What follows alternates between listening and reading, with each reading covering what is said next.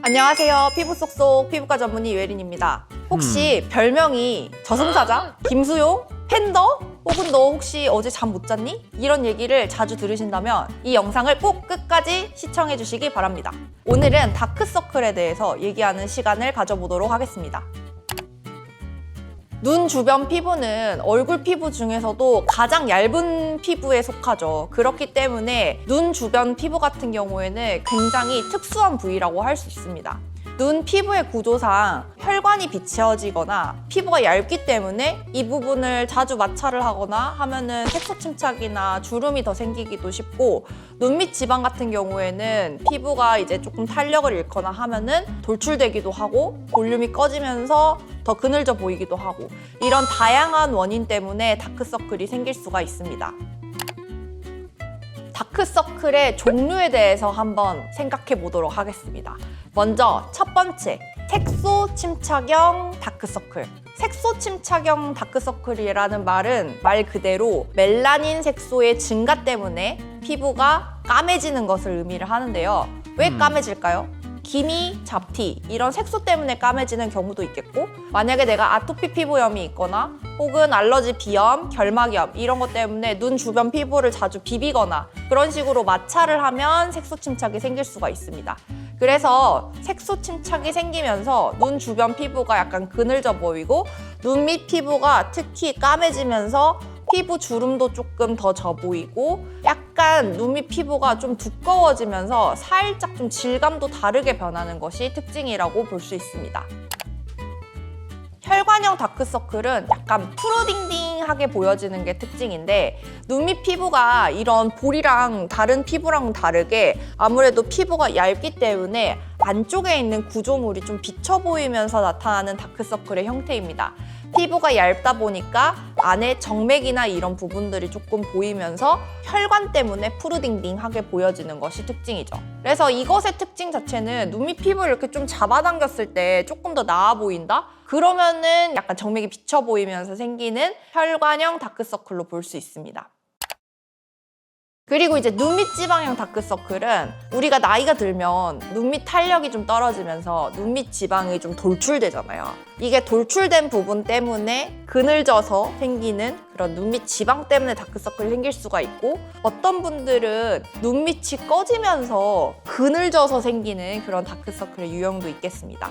그래서 이제 결론적으로는 이거는 눈 밑 주변의 그런 구조적인 변화 때문에 생기는 것이기 때문에 그 구조적인 변화를 파악하는 것이 치료의 핵심이라고 할 수 있겠고, 특히 이제 조명에 따라서 조금 또 달리 보이거든요. 이렇게 환한 조명 밑에서 확 꺼져 보인다? 그러면은 이제 대부분 눈 밑 지방 때문에 생기는 다크서클일 가능성이 높겠죠.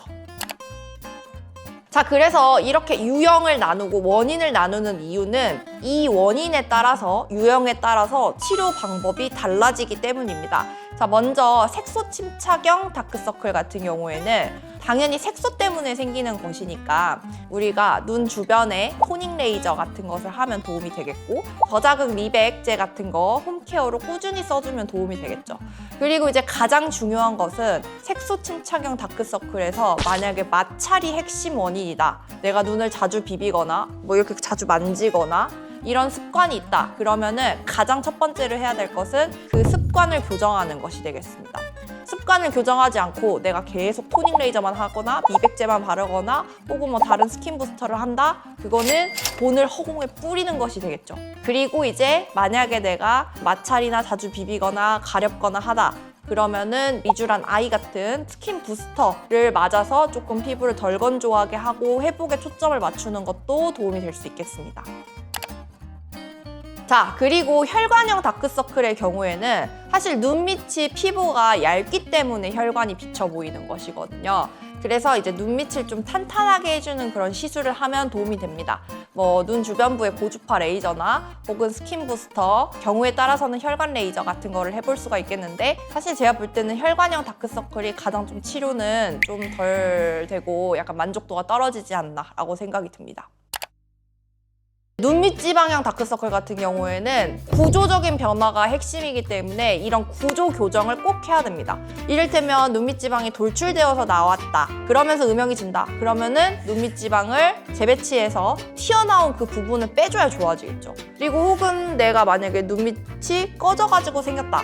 그러면은 꺼진 부분에 볼륨을 회복시켜주는 눈밑 필러를 하는 것이 도움이 되겠습니다. 근데 여기서 가장 중요한 것은 눈밑이 꺼져 있는 부분에 필러를 또 과량 넣게 되면은 이게 틴달 현상이라고 해서 눈밑 피부가 얇은데 필러가 들어가면 푸르딩딩하게 또 비쳐 보이는 그런 특징이 있을 수 있거든요.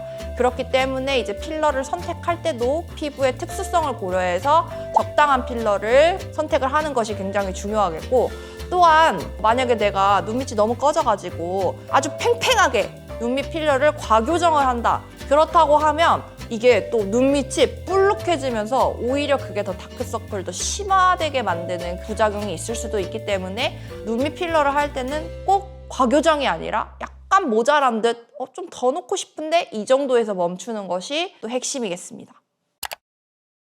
우선은 뭐 저자극 미백 화장품, 나이아신아마이드나 비타민C 세럼 이런 것도 쓰는 것이 도움이 될 수 있겠고, 그리고 이제 만약에 내가 좀 습관적으로 눈을 자주 비비거나 눈을 만지는 버릇이 있거나 눈 화장품 같은 거를 아이섀도우나 마스카라를 화장솜으로 뻑뻑 지운다. 그러면은 그런 습관을 교정하는 것도 굉장히 중요하겠죠.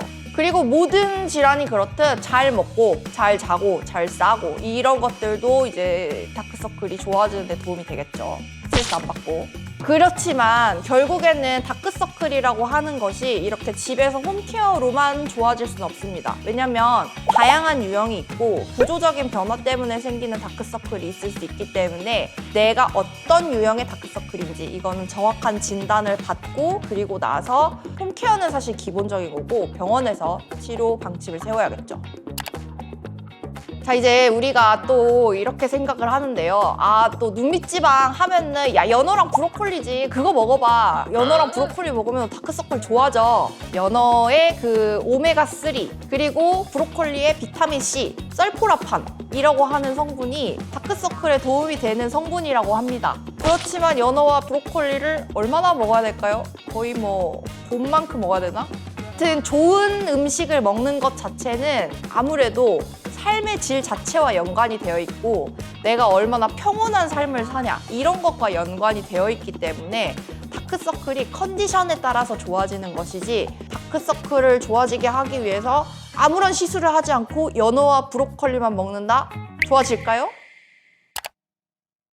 오늘은 다크서클에 대한 영상을 찍어보았는데요. 이렇게 다양한 원인이 있으니까 가까운 피부과 전문의를 찾아서 내 다크서클이 어떤 것 때문에 내가 왜 피곤하면 더 눈밑이 그늘져 보이는지 이런 부분에 대해서 적절하게 상담받고 치료 계획을 세우시길 바라겠습니다. 그리고 혹시 또 궁금한 게 있으면 댓글로 달아주시면 영상을 찍어보겠습니다. 이상 피부 쏙쏙 피부과 전문의 유혜린이었습니다.